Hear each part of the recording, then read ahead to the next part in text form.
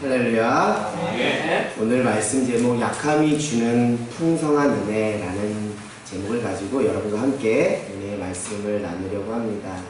사랑하는 여러분, 여러분의 인생은 언제 열렸습니까? 여러분의 신앙은 언제 열렸습니까? 신앙생활을 하다 보면 우리 이명숙 권사님이 말씀하셨듯이 제가 하나님의 사랑이 무엇인지 깨달았어요 라고 고백하는 그때가 있다는 거예요. 그만큼 그때 무엇이 열린 거죠? 인생이 열리고 신앙이 열린 것이죠. 사랑하는 여러분, 우리의 인생이 지금 열려가고 있습니까? 우리의 신앙이 더 깊은 하나님의 영적 세계 가운데 들어가고 있습니까? 창세기 1장 1절은 이렇게 말하죠. 태초에 하나님이 천지를 창조하시나.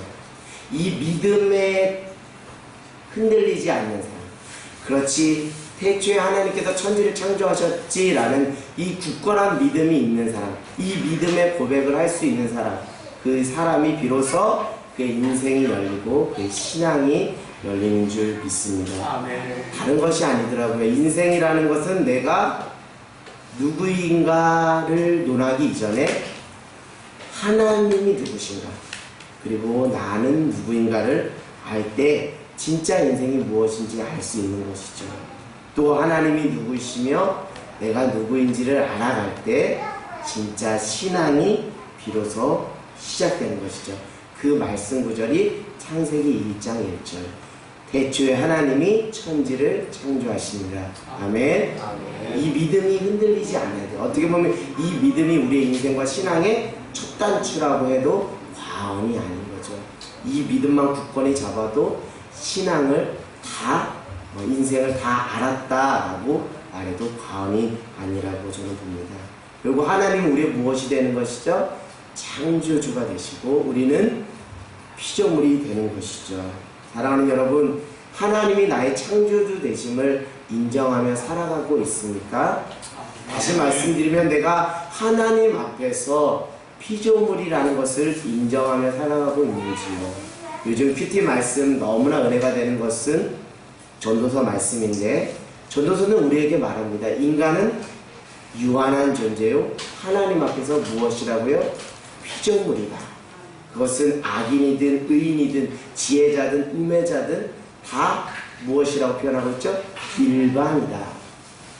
부정할 수가 없는 거예요. 하나님 앞에서 우리는 피조물이며 유한한 존재며 태어날 때가 있으면 어떤 때가 있다고요? 죽을 때가 있다는 거예요. 하나님께로 왔어요? 하나님께 갈 때가 있어요. 하나님 앞에 서야 될 때가 있는 줄 믿습니다. 지금 무엇하러 온 거예요? 하나님 앞에 쓸 그날을 준비하기 위하여 여러분들이 이 자리에 서 있는 줄 믿습니다. 이사야서 64장 8절은 이렇게 말하고 있어요. 그러나 여호와여, 이제 주는 우리의 아버지십니다.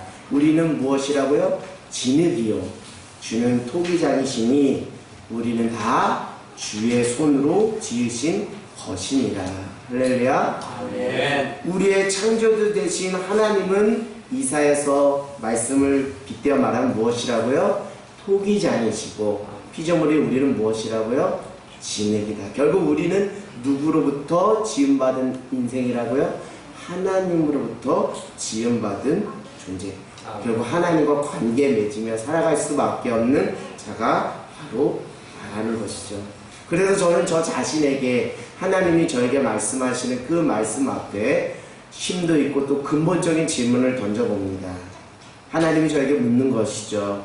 너는 얼마나 너 자신이 피조물이라는 것을 망각하지 않고 인정하며 살고 있느냐. 너는 얼마나 많이 하나님이 너의 창조주 되심을 인정하며 살고 있느냐라고 오늘 하나님께서 저에게 물으시는 것이죠. 저는 이 질문 앞에 그저 고개를 떨굴 수밖에 없는 것이죠. 우리 요한복음 21장 18절에 예수님께서 베드로에게 이렇게 말했죠. 베드로야, 너는 젊어서 스스로 띠를 띠고 원하는 곳으로 갔다. 그러나 이제 주를 위해 살 것이다 라고 말하는 것이죠.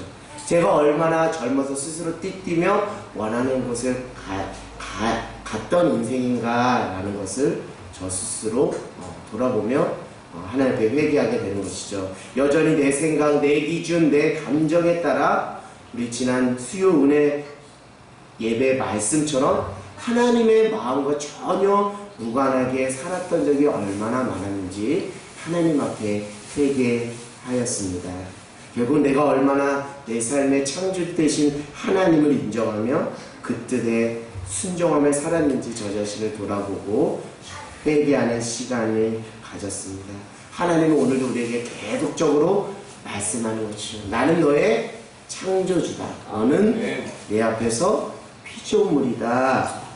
너는 하나님의 도움이 아니면 한시도 살아갈 수 없는 그런 피조물이라는 것을 잊지 말아라. 기억해라. 라는 것이죠. 그런데 안타깝게도 하나님께서 그 인간에게 돈이라는 것, 권력이라는 것, 명예를 주면 하나님께서 허락해 주셨기 때문에 하나님의 선한 뜻을 위해서 사용해야 되는데 무엇을 망각하는 것이죠? 피조물인 것을 망각하는 것이죠. 그리고 내 삶의 주인이 하나님이 아니라 자기인 양 착각하며 살아가는 것이죠. 그때부터 하나님의 뜻과 전혀 무관하게 내가 창조주 되신 하나님의 자리를 내가 꿰어차고 그 자리 가운데 나가는 그 불순종한 죄의 모습에 덫에 걸려 살아가는 것이죠.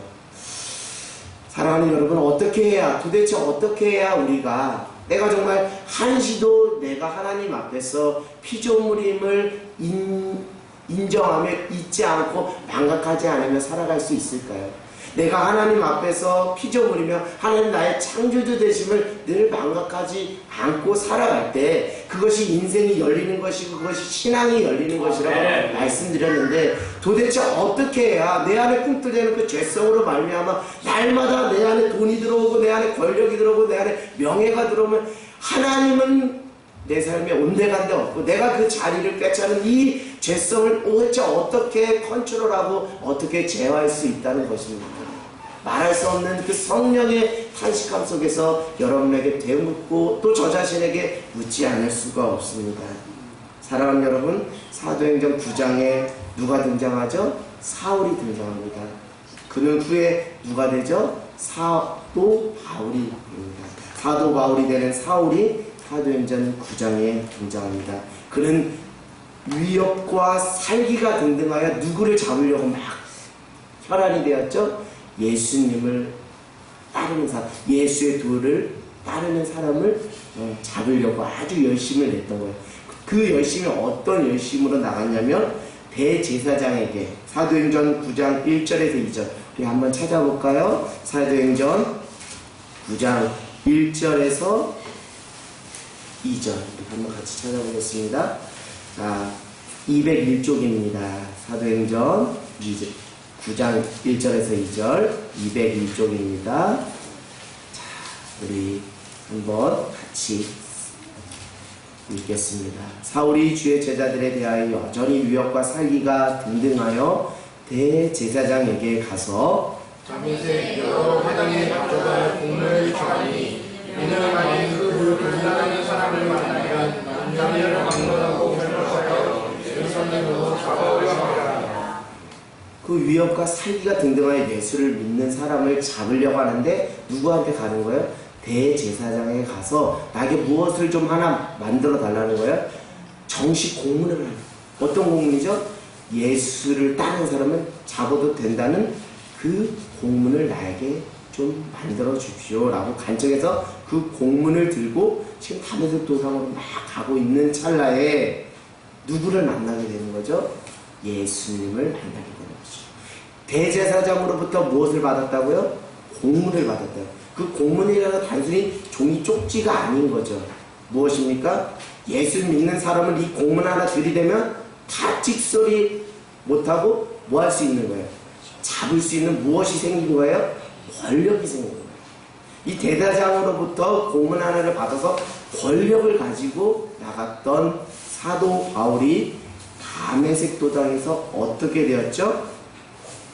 결국 한순간도 아무 말도 하지 못하고 아무것도 보지 못하는 약한 사람이었어요. 다메섹 도상에서 누구를 만나면서요? 예수님을 극적으로 만나면서요. 결국 다메섹 도상에서 사울이 회심하는 것인데 이 사울의 회심은 사울이 어떤 사울로 바뀌는 거예요? 강한 사울, 이 공문을 지참한 그 무한한 권력을 가지고 있는 강한 사울이 한순간에 예수님을 만나서 어떤 사울이 되는 거예요? 앞도 보지 못하고 말도 못하는 아주 약하디 약한 사울로 바뀌는 사건이 다메섹 도상에서 그 사울의 회심 사건인 거죠. 다메섹 도상에서 사울이 회심하기 전에 그의 삶은 무엇입니까? 강함을 주장했던 거예요. 어떻게 하면 그 강함을 가지고 예수 믿는 사람을 핍박하고 잡을까? 그것에 혈안이 되었던 사람이에요. 그렇기 때문에 무엇을 의지할까요? 자신의 힘을 의지하는 인생, 자신의 열심으로만 사는 인생이었습니다. 그러나 다메섹 도상에서 한순간 예수님께서 그를 완전히 꼬꾸라뜨림으로 약한 사울로 만드는 후에 바울이 되는 그를 통해서 그는 이제 강함을 추구하는 인생이 아니라 무엇을 추구하는 인생이 되었다고요? 약함을 추구하고, 성경의 표현을 비우면 약함을 어떻게 한다 그래요? 자랑하는 인생이다. 그것은 다른 것이 아니라 이제는 나의 열심과 나의 노력으로 살아가는 인생이 아니라, 무엇이 없으면, 하나님의 은혜가 없으면, 하나님의 은혜의 힘이 아니면 나는 한시도 살아갈 수 없습니다 라는 그 믿음으로 바뀌는 사건이 무슨 사건이라고요? 다메섹 도상에서 예수님을 만나는 회심의 사건인 것이죠. 사랑하는 여러분, 여러분은 진짜 회심하셨습니까? 예수님 안에서 강했던 내가 약하디 약한 나로 지금 바뀌셨어요? 아니면 아직도 여전히 나의 강함을 자랑하고 있지는 않습니까? 아직도 스스로 띠를 띄우며 살아가고 있지는 않은지요. 오늘 다메섹 도상에서 예수님을 극적으로 만났던 그 사울의 회심 사건을 통해서 내가 날마다 주님 앞에서 그 몸부림치는 그 성화의 과정을 걸어가고 있는지, 나는 죽고 예수로 사는, 십자가 앞에서 나를 쳐서 복종하는 그 날마다 그 성화의 길로 걸어가는 그 삶이 있는지 우리의 자신 앞에 진지하게 질문을 던지고 싶습니다. 바울은 다메섹 도상 회심 사건을 통해서 강한 자가 아니라 약한 자가 되었어요. 더 나아가 그 약함을 자랑하는 사람이 되었다라고 오늘 말씀은 이렇게 말하고 있는 것이죠. 사도 바울은 예수님을 믿고 신비한 체험을 했어요. 어디 가게 됐어요? 셋째 하늘에 올라가 봤다는 거예요. 셋째 하늘은 무엇입니까? 천국을 말하는 거예요. 천국을 말하는 거예요. 그래서 고린도후서 12장 1절에서 4절은 내가 어디 갔다는 거예요? 천국을 갔다는데, 그 천국 간 자기를 1인칭 시점으로 말하는 것이 아니라 2절에 보니까 한 사람이라고 이렇게 표현하는 거예요. 제 3인칭으로, 자기를 1인칭이 아니라 한 사람이라고 3인칭 시점으로 바꾸는 거예요. 그건 어떤 표현이냐면 겸손함의 표현이에요. 내가 천국 갔어요 이렇게 자랑하는 것이 아니라 한 사람이 천국에 갔다 라고 빗대서 말하는 것이죠. 저 같으면 천국에 갔으면 저 같으면 이제 뭘 열까요? 간증 집회를 열겠죠. 이경환 목사 천국 간증 집회 해가지고 이제 현수막 쫙 해가지고 오십시오 하고 막 그러겠죠. 근데 안타깝게도 하나님께서 아직 저에게 천국을 살아생전에 보여주지 않았어요. 왜 그럴까요? 제가 얼마나 죄인인지 그 하나님 아시기 때문에 보여주면 그 즉시 그 인쇄소에 말해서 그 팜플렛 제작하고 다 오십시오 라고 하면서 예수님을 팔아먹는 사건 목사가 될 거라는 것을 하나님 아셨는지 아직 저에게 보여주지 않으셨어요. 그것이 어찌 보면 저에게 감사인 거예요. 그거 보여주면 제가 여기 있지도 않을 것 같아요. 그냥 천국을 순회하면서 여러분 천국, 여러분 지옥 막 하면서 핏대를 세우고 예수님을 파는 사건 목자가 될 수도 있습니다. 여러분 천국 가고 싶어요? 안 보여주는 게 오히려 하나님의 은혜인 줄 믿습니다. 말씀 속에 다 하나님의 나라가 어떤 것인지 다 알고 있기 때문에 신비한 것 추구하지 않아도 좋습니다. 신앙의 선배인 사도 바울에게서 배울 점이 한두 가지가 아닌데요.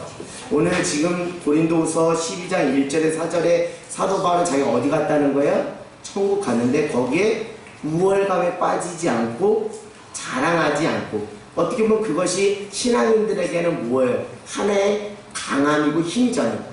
여기 있는데 나는 혼자 천국 갔다 왔어. 그러면 신앙인들 안에서 내가 무엇이 되는 거예요? 강한 사람이 되는 거예요. 뭐 신앙 쪽에 우월한 위치에 있는 강한 사람이 되는 거예요. 근데 그것을 자랑한다고 하나요? 안 한다고 하나요? 자랑하지 않겠다라고 절제하는 것이죠. 우리 6절 한번 같이 읽어보겠습니다. 시작. 내가 만일 자랑하고자 하여도 어리석은 자가 되지 아니할 것은 내가 참말을 함이라. 그러나 누가 나를 보는 바와 내게 듣는 바에 지나치게 생각할까 두려워하여 그만두느라. 천국 간 거 다른 사람에게 혹여나 그것이 잘못 비칠까 염려스럽고 걱정스러워 나는 이제 천국 갔다 온 거 얘기 일체 안 하겠다라고 이야기하는 것이죠. 그렇습니다. 사도 바울은 다메섹 도상에서 회심한 이후 그의 삶에 변화된 증거 열매가 있는데 그것은 무엇이라고요? 이젠 더 이상 강함을 자랑하는 인생이 아니라 도리어 오히려 무엇을 자랑하는 인생? 약함을 자랑하는 인생, 그 삶이 됐다. 그게 사도 바울이 다메섹 도상에서 회심한 그 증거, 열매라는 것이죠. 우리 다 같이 5절을 한번 읽어볼까요? 시작. 내가 이런 사람을 위하여 자랑하겠으나 나를 위하여는 약한 것들 외에 자랑하지 아니하겠다. 이제는 약한 것밖에 난 자랑하지 않겠습니다 라는 것이죠. 사람마다 인정받고 싶은 욕구가 다 있는 것이 사실입니다. 그래서 자신의 강함을 최대한 잘 포장해서 드러내고 싶은 것이 사실이죠. 제 안에도 그것이 없다고는 말 못합니다. 왜냐하면 모두에게 다 그런 욕구가 있는 것은 사실이기 때문입니다. 그런데 어느 날 하나님께서 저에게 이런 마음을 주시더라고요. 너가 어떻게 해서든지 너의 어떤 강함, 너의 잘남을 그럴싸하게 포장해서 다른 사람에게 인정받으려고 하면 할수록 너는 추한 사람이 될 것이다. 너는 더욱 공허한 사람이 될 것이다 라는 그런 마음에 하나님 감동과 울림을 주시더라고요. 너에게 예수의 향기는 고사하고 제발 악취가 나지 않았으면 좋겠다 라는 거. 너가 얼마나 잘났다고 그렇게 자랑하고 강함을 주장하면 너 안에서 예수의 향기는 고사하고 악취가 날 것 같아서 내가 걱정스럽다. 추하지 말고 아름다운 인생이 되었으면 좋겠다라고 어느 순간 하나님께서 제 마음까지 그런 강한 울림을 허락해 주시더라고요. 사랑하는 여러분, 진정한 아름다움은 내가 나를 그럴싸하게 포장한다고 해서 되는 것이 아닙니다. 그것은 하나님이 아시기 전에 이미 사람들한테도 다 들통이 나버려요. 그래서 사람들이 말하잖아요. 아니 저 사람은 자기 잘난 맛에 살아. 자기 잘난 척은 너무 많이 해. 저 사람하고 뭐 하기 싫어? 말 섞기 싫어 라면서 막 하는 거죠. 잘난 척 하는 사람 좋아요 여러분? 싫죠? 왠지 그 꼴보기 싫어요. 저도 초등학교 때 그 친구들 중에 저보다 공부 못하거든요.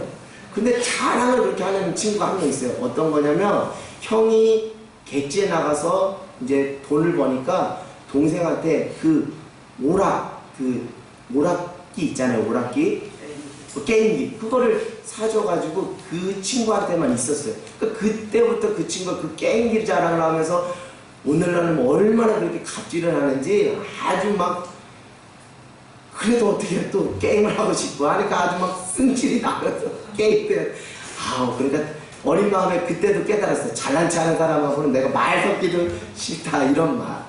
그만큼 자기를 막 포장하고 자기의 강함을 주장하는 사람은 하나님도 싫어하지만 인간관계에서 있어서도 사람들도 싫어하는 것이 사실이죠. 사랑하는 여러분, 하나님이 인정하는 아름다움의 기준은 무엇이냐면 겉으로 드러나는 외모나 강함에 있는 것이 아니라 어디에 있다고요? 중심에 있다. 할렐루야. 그 중심을 보면 정말 아름다워요. 얼굴은 죄송하게 생겼는데 그 중심을 보면 너무 아름다워. 그러면 하나님 보시고 야 정말 아름답다. 저는 가끔 가다가 아름답다는 표현을 제가 안 할래 안 할 수가 없는 그런 장면들을 목격할 때가 있어요.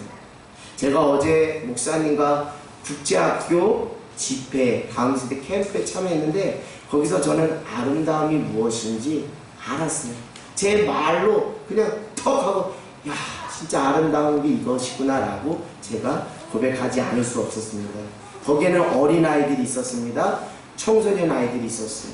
아이들이 뭐 코찔찔 흘리고 아주 뭐 아까랜도 못하는 좀 그런 아이들이 온 것이 사실이죠. 어떤 애는 아직도 염색물이 안 빠져가지고 세상물이 안 빠져가지고 있는 친구도 있고 어떤 친구는 마음 잡고 공부하겠다고 빡빡으로 민 친구도 몇 명 있더라고요. 그만큼 아직 어설프고 부족한 친구들임에도 불구하고 그 중심 안에 무엇을 꽉 찼냐면 하나님의 마음으로 꽉 찬 거예요. 그 하나님 마음이 진실함, 하나님 마음 안에서 그 진실함을 보니까 아 이게 아름다움이지 어디 무엇이 아름다움겠는가라고 제가 말하게 된 거예요. 아이들이 뭐 나 잘났어요 라고 자랑하지 않더라고요. 말과 행동에서 하나님의 마음이 가득 차서 그 간절함과 진실함을 느끼게 되었어요. 그 상황 속에서 저는 아름답다라는 고백을 드리지 않을 수 없었어요. 다른 사람 의식하지 않고 하나님께 중심을 드리며 예배하는 그 모습 속에서 야 정말 하나님이 보시면 정말 아름답다라고 고백하겠구나라는 것이죠. 사랑하는 여러분, 아름다움이라는 것은 내가 드러내면 드러낼수록 추해지는 거예요. 그것은 내가 드러내려고 하는 것이 아니라 내가 내 중심 안에 하나님의 사랑과 하나님의 마음을 가지고 오늘도 하루 진실하게 정직하게 성실하게 살아갈 때 자연스럽게 향기를 뿜어내는 것처럼 주변 사람들이 말하는 거예요. 참 저 사람 아름다운 인생 산다. 참 저 사람의 중심을 보니까 너무 아름답다. 저 사람 안에 하나님의 사랑이 있다. 저 사람 안에 하나님의 마음이 있다라고 말하지 않을 수가 없다는 거예요. 이게 진짜 하나님이 우리에게 바라시는 아름다움의 모습이라는 것이죠. 사랑하는 여러분, 여러분의 삶을 통해 자연스럽게 아름다움이 드러나는 인생이 되기를 간절히 소망합니다. 그런데 오늘 그 아름다움이 무엇인지 오늘 말씀 본문은 우리에게 이렇게 말하고 있어요. 결론부터 말씀드립니다. 강함을 자랑하는 인생은 아름답다고 말하지 않아요. 오히려 무엇을 자랑하는 인생? 약함을 자랑하는 인생이 하나님 앞에서 야 아름답다, 야 정말 아름답다, 야 정말 진실하다, 야 정말 순결하다 이렇게 표현할 수 있는 것이죠. 사도 바울은 7절에서 8절 자신의 약함을 이렇게 표현합니다. 우리 7절 8절 한번 읽어볼까요? 시작. 여러 계시를 받은 것이 지극히 크므로 너무 자만하지 않게 하시려고 내 육체의 가시 곧 사탄의 사자를 주셨으니 이는 나를 쳐서 너무 자만하지 않게 하려 하십니다. 이것이 내게 선하기 위하여 내가 3번 주께 강구하였더니. 사도 바울의 안에는 무엇이 있었다고요? 약함이 있었대요. 그것을 무엇으로 표현하죠? 육체의 가시. 더 심하게 말해서 무엇이라고 표현하고 있어요? 사탄의 사자라고 표현하고 있습니다. 흔히 성경학자들은 사도 바울이 무엇, 간질 또는 안질이라는 육체의 연약함이 있었다라고 말합니다. 그 고통이 얼마나 심했으면 사탄의 사자라고까지 표현하고 있어요. 그만큼 그는 육신의 연약함, 또 핍박과 고난과 궁핍, 배고픔 여러 가지 속에서 그 연약함을 아주 달고 살아가는 인생이었습니다. 그래서 그것을 피하게 달라고 주께 몇 번 구했다 그래요? 3번이나 강구를 했는데 오히려 9절에 주님은 그렇게 말씀하셨다는 거예요. 9절 한번 읽어볼까요? 나에게 이르기를 내 은혜가 내게 족하도다. 이는 내 능력이 약한 데서 온전하여 지니라. 결국 그 주님은 이렇게 말씀하시는 거예요. 이것에 대해서 사도 바울은 이렇게 표현을 하는 것이죠. 뒷절 보겠습니다. 그러므로 도리어 크게 기뻐함으로 나의 여러 약한 것들에 대하여 자랑하리니 이는 그리스도의 능력이 내게 머물게 하려 함이라. 내가 지금 안질 또는 내가 간질에 걸려서 내가 정말 사탄의 사자라는 표현까지 할 정도로 내가 고통스러운데 그래서 이것을 좀 응답해 주세요 라고 했는데 오히려 주님은 내 은혜가 이 연약함을 덮어버리고도 남는 그 은혜가 너에게 족하다. 그러니 그 은혜 안에 살아라 라고 말씀하시는 거예요. 그랬더니 사도 바울이 그래요. 내가 이제 약한 것들에 대해 자랑할 거예요. 그럴 때 내 안에 무엇이 머무는 은혜가 있다는 거예요? 그리스도의 능력이 머무는 은혜가 있다는 것이죠. 사랑하는 여러분, 결국 진정한 아름다움은 나의 능력을 드러내는 것이 아니라 비록 내가 연약할지라도 예수님을 의지함으로 예수의 능력이 나를 통해서 드러날 때 그것이 무엇이라고요? 그것이 아름다움이다 라고 말하는 것이죠. 나를 통해 예수의 능력이 드러날 때 그것을 아름다움이라고 말씀드릴 수 있어요. 그런데 간혹 가다가 약한 것들을 자랑한다고 말해요. 그런데 결과적으로 그것이 오히려 나의 강함을 드러내는 것으로 교묘하게 둔갑하는 경우도 보게 됩니다. 내가 약해요 하고 막 자랑하거든요. 근데 주 안에서 자랑하지 않고 인간적으로 자랑하다 보니까 그것이 교묘하게 어떻게 돼요? 오히려 그 약함이 도리어 강함을 주장하는 것으로, 자기를 주장하는 것으로 교묘하게 둔갑할 수 있다는 거예요. 제가 말씀드린 것은 주 안에서라는 것이 전제가 되었고 단서라는 것을 늘 잊지 않기를 바랍니다. 기억하십시오. 나의 약함을 자랑함으로 그것이 아름다움이 되고 은혜가 되기 위해서는 나의 약함을 통해 도리어 예수 그리스도의 능력이 증거될 때 그것이 진정한 아름다움이며 그것이 은혜라는 것이죠. 더 나아가서 사도 바울은 오늘 말씀을 통해 참된 믿음이 무엇인지 우리에게 말해주고 있습니다. 그것은 무엇이죠? 자신의 약함을 무엇하는 것? 자랑하는 것. 주 안에서 자랑하는 것. 그것이 무슨 믿음이라고요? 참된 믿음이다 라고 말하는 거예요. 그러면 사람들이 저에게 물을 거예요. 저 사람들마다 다 약한 것 다 있잖아. 하나씩은 다 있잖아. 그러면 약한 거 다 자랑하면 다 믿음 있는 사람 되고 믿음을 소유하게 되겠네요 라고 말하죠. 말은 쉽습니다. 근데 실제 삶에서 자신의 약함에 대해서 주 안에서 자랑하는 사람이 있는가 하면 그렇지 못한 사람도 있다는 거예요. 여러분 지금 여러분의 삶을 돌아보면 여러분 안에 연약함이 있어요. 근데 그걸 주 안에서 자랑하십니까? 머리로는 이해가 되지만 실제 삶에서 그것을 행동으로 옮기지 않는 것이 다반사라는 것이죠. 결국 내가 주 안에서 나의 약함에 대해서 정말 하나님께 가지고 나와서 주님 내가 연약하니 내가 주님 앞에 이 연약함을 내어놓으니 주님 나를 붙잡아 주시고 나를 불쌍히 여겨주시고 나를 긍휼히 여겨주시옵소서라고 그렇게 간절하게 매달리고 있냐는 거예요. 그렇게 나가는 사람은 흔치 않다는 거예요. 많지 않다는 거예요. 그렇게 나가는 사람이 오늘 사도 바울의 표현을 통해서 참된 믿음을 소유한 사람이라는 것이죠.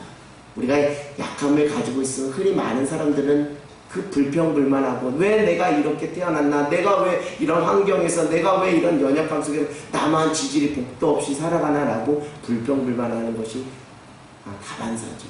그런데 오늘 사도 바울은 우리에게 권면합니다. 이제 그 약함을 인간적으로 풀려고 하지 말고 주 안에서 정말 신앙 안에서 자랑함으로 그것이 도리어 약함이 내 안에서 그리스도의 능력이 머무는 비결로 전하고 역전시켜보지 않겠니라는 것이죠. 그것이 참된 믿음을 소유한 사람이라는 것이죠. 약함이 있다고 다 아름다운 것이 아니라는 것을 말씀드리는 것입니다. 다 예수 그리스도의 능력이 머무는 것이 아니라는 것이죠. 다 믿음을 소유하게 되는 것이 아니라는 것이죠. 언제 진정 주님 안에서 자신의 약함을 자랑할 수 있는 분량에까지 나아갈 때 그 사람이 참된 믿음을 소유한 사람이며 그 사람이 예수 그리스도의 능력을 경험하는 사람이 될 수 있다는 것이죠. 예수님은 공생의 사역을 통해서 연약한 자, 약한 자들을 들어서 사용했어요. 실제 제자들도 그렇게 강한 사람이 아니었어요. 사회적 위치도 열악했던 사람들입니다. 부족하고 소외되고 연약한 자들이었어요. 그리고 예수님은 세리, 창녀, 고아, 개, 과부의 친구가 되어주시며 때로는 그들을 통해서 하나님의 일을 하였어요. 그런데 더 중요한 것은 오늘 사도 바울의 고백처럼 단순히 약함이 있다고, 내가 연약하다는 그 하나만 가지고 하나님이 우리를 쓰시지 않는다는 것을 여러분 놓치지 않기를 원합니다. 왜냐하면 우리가 그것을 주님 안에 가지고 와서 주 안에서 우리의 약함을 자랑하지 않으면 그 연약함을 통해서 하나님이 역사할 수 없고 그리스도의 능력이 머물 수 없다는 것이죠.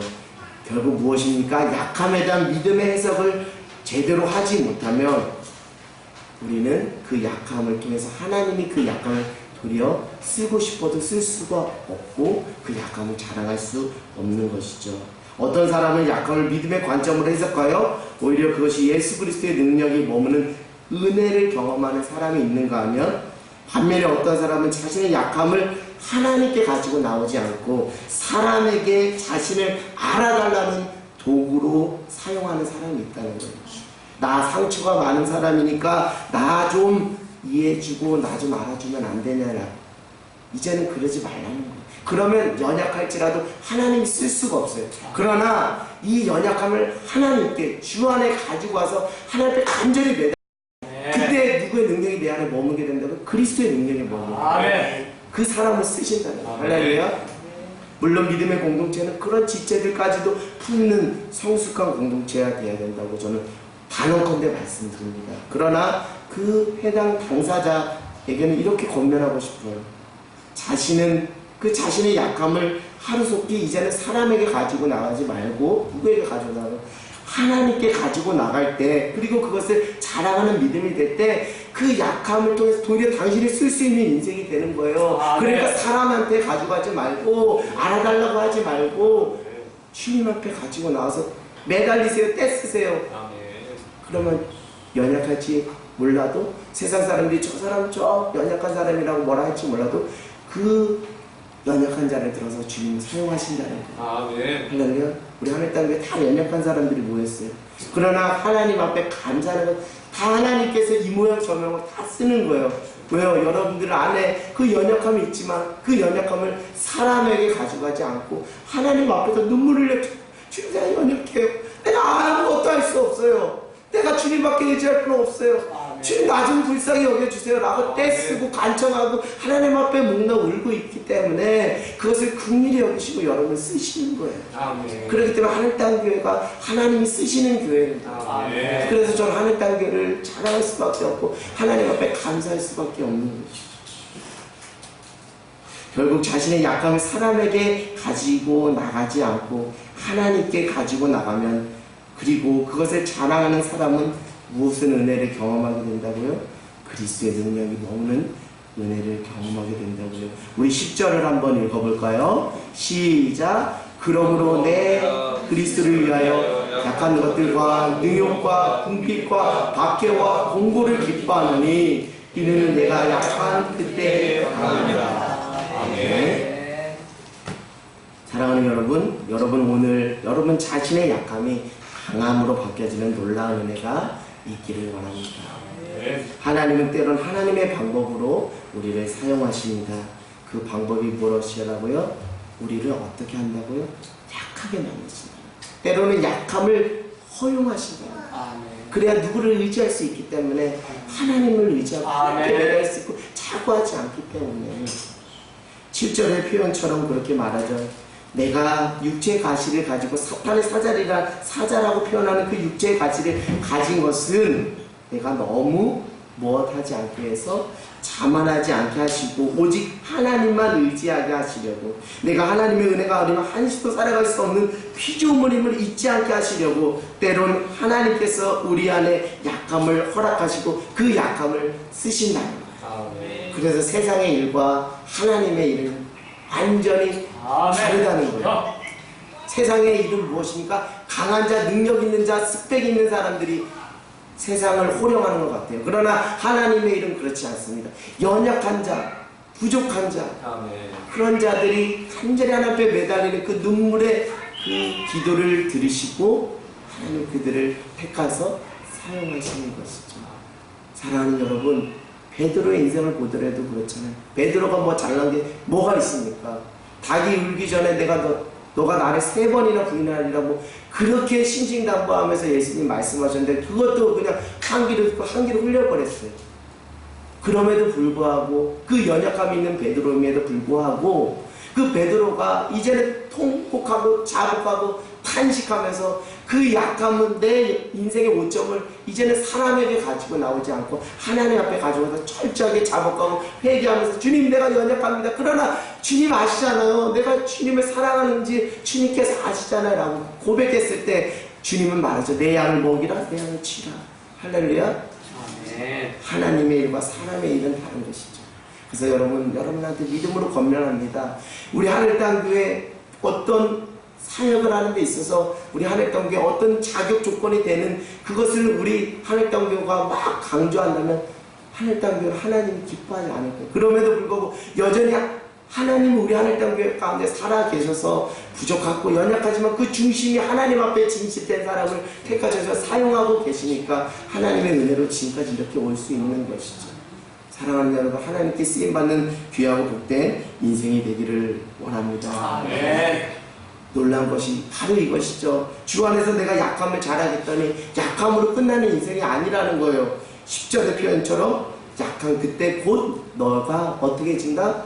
강해진다. 왜? 너 안에 누구의 능력이 머물기 때문에? 그리스도의 능력이 머물기 때문에. 이 놀라운 은혜의 비밀을 여러분 이제 깨달으셨죠? 이제 약함 사람에게 가지고 하지 말고 주님 앞에 자랑하는, 주님 앞에 매달리고 떼쓰는 주님의 긍휼을 구하는 저와 여러분 모두가 되기를 원합니다. 사랑하는 여러분, 약함이 강함으로 바뀌어지기 위해서는 약함에 집착하면 안 돼요. 약함에 매이면 안 됩니다. 약함을 자랑해야 돼요. 약함을 초월할 수 있는 믿음이 되어야 됩니다. 그러기 위해서 몇 가지 영적 원리를 말씀드리고 말씀을 마칠까 합니다. 첫째, 하나님이 나를 하나님의 자녀, 주님의 제자로 불렀다는 소명의식이 분명해야 됩니다. 더 구체적으로 말씀드리면 하나님께서 많고 많은 교회 중에 하늘 땅 공동체로 보내주신 것은 하나님의 놀라운 계획과 섭리가 있다는 것을 그 믿음으로 고백하고 확신하는 그런 것이 필요하다는 거예요. 소명의식이 필요하다는 거예요.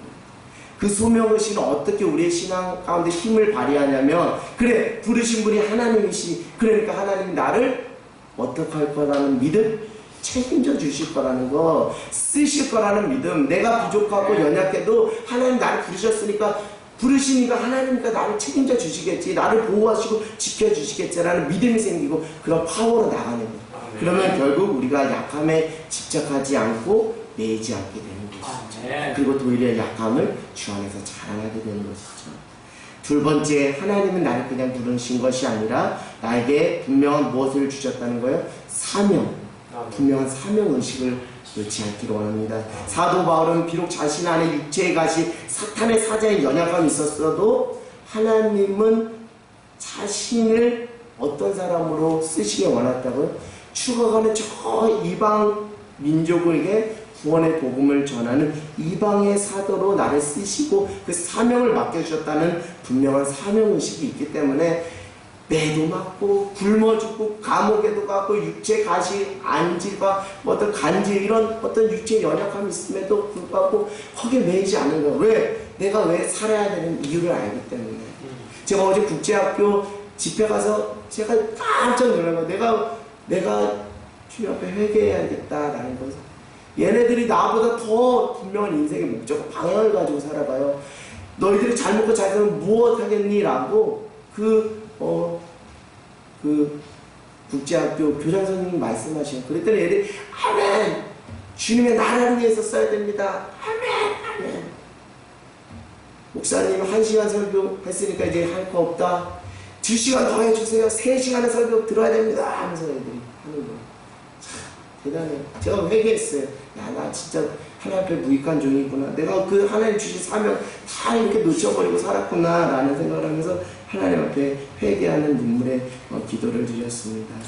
사랑하는 여러분, 우리 안에 사명이 있다면 우리는 연약함에 집착하지 않아요. 연약함에 매이지 않아요. 사명 주신 하나님을 향해서, 주하는 열방을 향해서 비록 부족한 연약한 우리의 육신의 몸이고 인생이지만 내 인생 다 전부 하나님께 드려도 부족합니다 라는 고백을 할 수밖에 없는 것이죠. 연약해서 못 쓴다고요? 아닙니다. 연약하니까 도리어 하나님 여러분 쓰실 겁니다. 할렐루야. 세 번째, 자신의 연약함을 초월하게 하시는 하나님의 크신 은혜, 그 사랑을 깨닫고 경험할 때 연약함이 도리어 강함으로 바뀌어지는 놀라운 은혜의 축복이 있다는 거예요. 3번이나 기도했어요. 주님, 제발 사탄의 사자 육체 가시 좀 걷어가 주세요. 그랬더니 9절에 이렇게 말해요. 내 은혜가 너무 좋게 이 연약함을 다 덮고도 넘치는 그 은혜가 너한테 족하니까 이제는 그 약함에 집착하는 인생이 아니라 그 은혜를 빨아먹으면서 살아가는 인생이 되라. 그 은혜를 빨아먹으면 그 연약함 아무것도 아니야. 아무것도 아니야. 라는 것이죠. 사랑하는 여러분, 오늘 우리 찬양했잖아요. 내 구주 예수를 더욱 사랑, 더욱 사랑. 여러분, 지금 여러분이 할 것이 무엇입니까? 다른 게 아니에요. 하나님의 사랑 깨닫고 하나님의 은혜를 체험하면 돼요. 그러면 여러분의 인생이 새날이 될 줄 믿습니다. 그런 자를 하나님 오늘 찾으시고 그 자를 연약할지라도 내가 너 진짜 쓰고 싶다. 너 와라 라고 이렇게 부르신다는 거예요. 사명자로 세우신다는 거예요. 하나님의 은혜, 하나님의 사랑은 그만큼 놀라운 파워와 능력이 있다는 것이죠.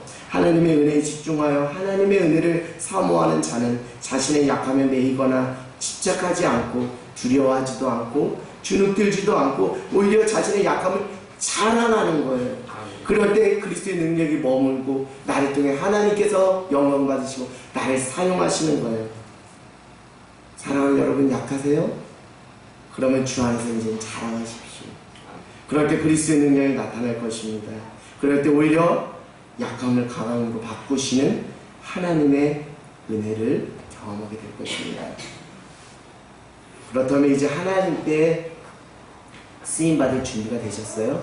제가 여러분에게 이렇게 말씀을 통해서 다 여러분에게 전했습니다.